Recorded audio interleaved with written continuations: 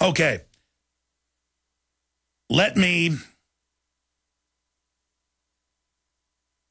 Speaking of Mike Adams and suppressed technologies and hidden shadow government systems, secret vaccine industry ties and military involvement with Institute of Medicine that runs around certifying that vaccines aren't hurting people, despite all the evidence. That's coming up in the next hour after your calls. Then there's this report that I wrote with Paul Watson just because I find it to be so interesting. Speaking of life extension technologies, the first artificial heart was, what, in the early 1980s? And the guy that got it didn't live very long. And then the next guy lived a little bit longer, and the next guy a little bit longer.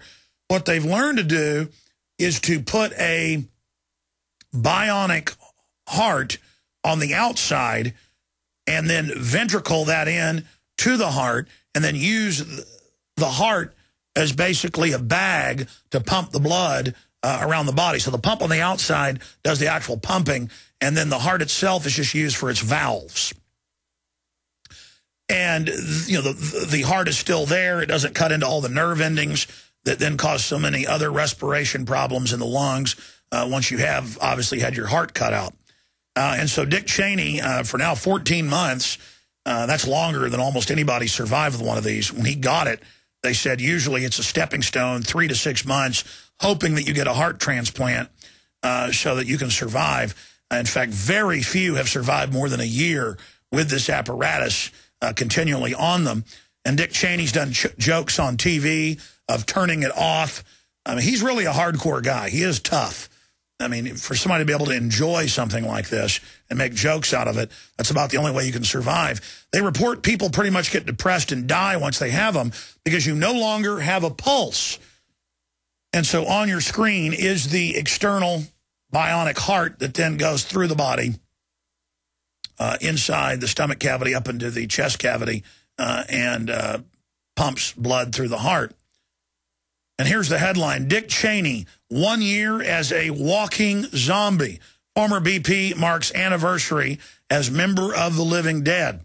Although the debate still rages as to whether or not he had a pulse to begin with, torture-approving, wiretap-loving former Vice President Dick Cheney recently marked 1 year as a member of the living dead.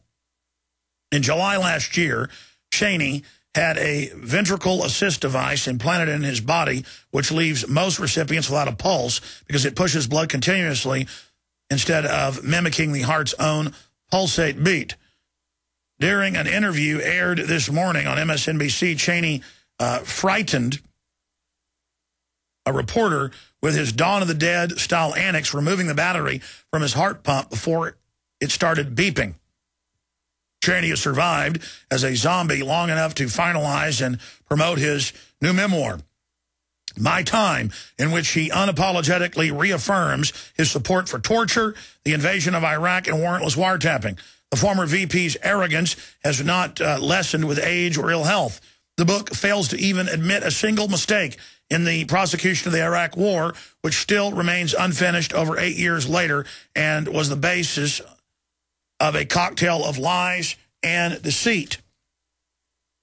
565 pages and a simple apology would have been in order in some of them, writes conservative columnist George Will, which is to say the great fact of those 8 years is that we went to war, big war, costly war, under false pretenses, and to write a memoir in which you see essentially nothing seriously went wrong.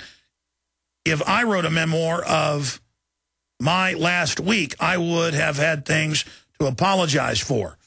That's George Will kind of being an apologist in an offhanded way for Lord Cheney. And then it just goes through some of the crimes of Dick Cheney and the fact that he is a zombie. Because when you don't have a pulse, that's the old definition of being dead. And reportedly, Dick Cheney now, for close to 14 months, has not had a pulse. Speaking of zombies, we're going to put on screen for prisonplanet.tv viewers a photo that surfaced last Friday. I saw it on Drudge. Headline, Shocking Photos of Steve Jobs. And some Indian website with no proof said it was a fake photo, but Jobs never came out and said that. TMZ got it from a reputable news source, Pacific Coast News. And when you blow the video up, there's light on the side of his neck. And the sunlight, it makes it look like his head's been stuck on there. But that's exactly what sunlight does. That's a real photo. He's being supported. I blew up old photos of him 6 months ago when he was extremely frail and looked at the hands. It's Steve Jobs. It's a real photo. That's why he announced he's resigning. And, you know, I'm sad for Dick Cheney. I'm sad for Steve Jobs because despite telling us all day what great humanitarians they are, the fact is Apple contracts with some of the most egregious companies in China where they make people stand without breaks for 12 hours a day. We're talking hundreds of hours of overtime per pay period, people committing suicide, people being screamed at, massive numbers of suicides, suicide nets around the buildings. And then Al Gore is on the Apple board always lecturing us, always telling us that we need to do this and do that and pay carbon taxes to Al Gore. So I hope that Steve Jobs comes out before he dies and actually, you know, says, hey, we should certify our products, that they have a living wage. There's already groups that do that. They could set the mark for countries that have slave labor to up their wages to a living standard. And that would pull these people out of abject slavery, but also then wouldn't bring the U.S. down. See, when you buy slave goods, and we all do it to a certain extent, when you buy slave goods, that destroys your economy, too, and pulls you closer to slave wages. It's the giant sucking sound. So it truly is you reap what you sow. Now, in other news, this supposedly came out a week ago, or a week and a half ago. I didn't know about it. I disagree with some of his politics, but I think he's an honorable underdog guy who has a lot of courage and who I respect. Activist Russell Means fighting esophageal cancer, and we're trying to get him on the show. They said they might have been able to treat him if he had his tongue removed and part of his throat, but he said, I will not do something worse than death and have my tongue cut out. So he is trying tribal remedies and things, and we should all pray for Russell Means. And we're also going to work to get him on the show because he says, even though he has trouble talking, that he's going to continue to speak out until he dies. Hopefully he gets better, but it's spread all over his body. Everybody goes, folks. Death comes for us all. Remember that. Remember that. Back now at 7:42 with an exclusive interview with Dick Cheney. The former vice president releases his new memoir, In My Time, this week. It's an unapologetic account of his time in the White House, and it's already making some waves. Today, national correspondent Jamie Gangel sat down with Mr. Cheney in Wyoming. Jamie, good morning to you. Good morning, Matt. Known to be discreet, a man of few words, the book is filled with revelations, criticism, and a glimpse behind the curtain of private conversations and critical moments with the president who picked him, George W. Bush. You may remember that Dick Cheney's Secret Service name was Angler, and it's as fitting as ever. At 70 years old, Dick Cheney may spend his free time fishing, and after major heart surgery, look a little frail, but don't be fooled. This book is going to make a lot of people angry. There are going to be heads exploding all over Washington, Jim. A conservative hero to his fans, Darth Vader to his critics, Cheney's book is an unapologetic defense of his vice presidency and the controversial programs he championed after 9/11. In your view, we should still be using enhanced interrogation? Yes. Should we still be waterboarding terror suspects? I would strongly support using it again if we had a high-value detainee, and that was the only way we could get him to talk. People call it torture. You think it should still be a tool? Yes. Rendition? Yes. Secret prisons? Yes. Wiretapping? Well, with the right approval. You say it is one of the things you are proudest of, and you would do it again in a heartbeat. It was controversial at the time. It was the right thing to do.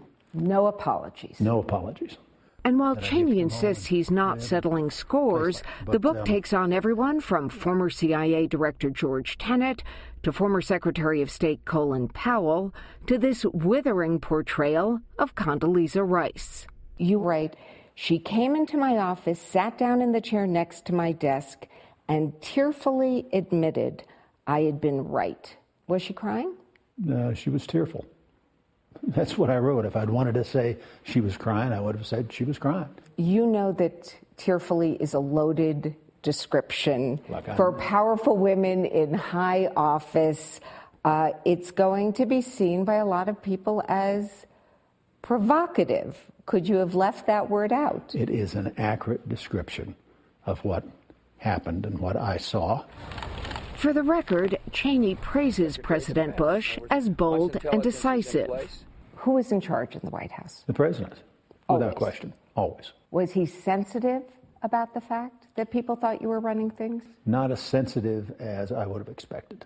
I think some of the staff occasionally were aggravated by a story that said Cheney's, pulling the strings behind the scenes.